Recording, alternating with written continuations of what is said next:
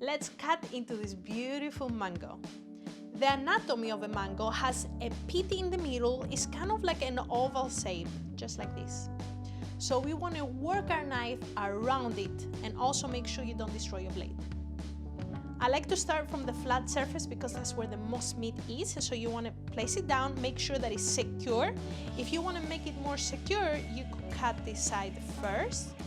The seed goes from the root all the way down here. So it should be somewhere around here. You could never know how big the mango root can be. So you want to start, but go carefully before you put all the pressure. If you find something, just move it a little bit more outwards or more inwards. All right, go straight down. Let's lay it flat on the area that we cut. And now this is the most juicy side. So the pit is kind of straight here.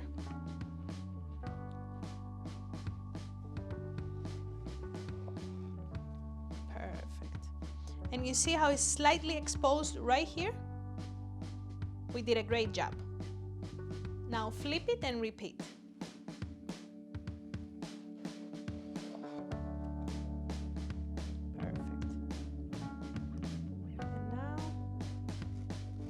We hit the stone, not a good spot. That's it. Usually you want to give this to somebody to start eating it. Now let's dice the mango. Take your towel, put the mango slice on top of it. Use the same technique we did on the avocado. Use the tip of your paring knife and go straight down.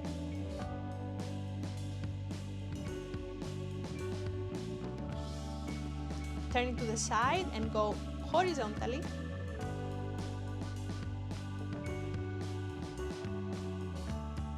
Now we're going to place it on the cutting board. Lay your knife flat, your hand right on top, and you want to go against the skin so you can keep as much mango as possible.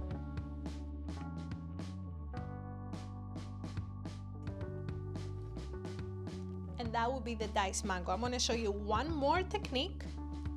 What you could do is do the same technique, remove the skin first before you go in and cut it.